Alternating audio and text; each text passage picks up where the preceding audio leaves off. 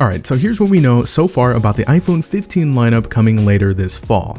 Expect to see the same lineup from last year with the regular iPhone 15, 15 Plus, 15 Pro, and 15 Pro Max. Reports have surfaced surrounding the 15 Pro Max and a new periscope telephoto lens which would allow for increased optical zoom functionality rather than just the 3x alone found in the 14 Pro Max. Now this is much better than digital zooming and cropping, and since this does require a decent amount of hardware space to pull off, this lens will probably end up being exclusive to the Pro Max. This helps Apple's efforts in differentiating the Pro Max from the regular Pro as well. To piggyback on that point, Wi-Fi 6E should be coming to the Pros as well, which provides wider bandwidth, lower latency, faster connectivity speeds, and more. This goes hand in hand with a new X70 chip from Qualcomm, which the whole 15 lineup will use, and it'll be more power efficient and provide broader coverage. There should also be an updated LiDAR sensor, which would help with additional camera stuff like better depth sensing, better portrait shots, and improved AR functionality.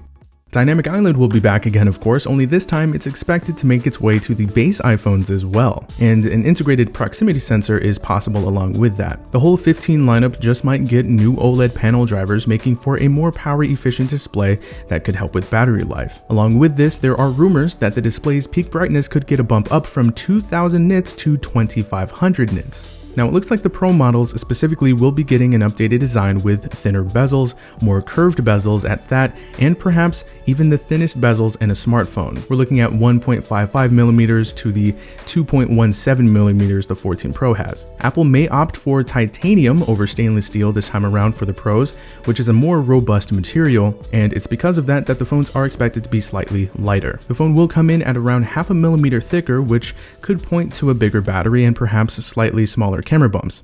Now, a few months ago, sources stated that the Pros could come in a new dark red, almost burgundy color.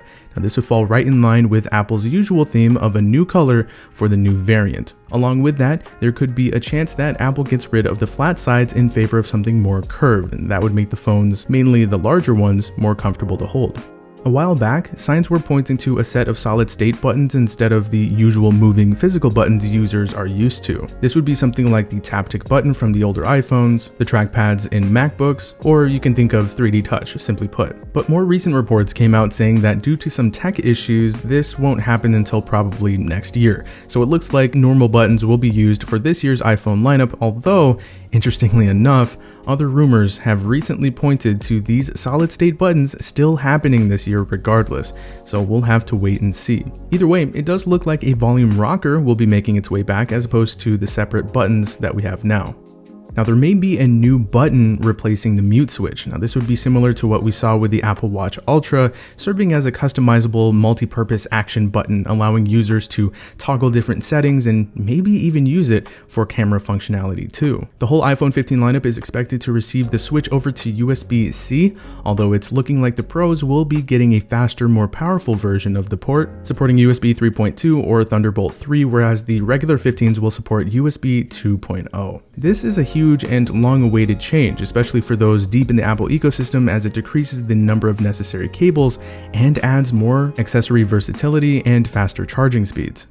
The Pro models will be getting Apple's A17 chip built on a 3nm process, which would be a first for the iPhone.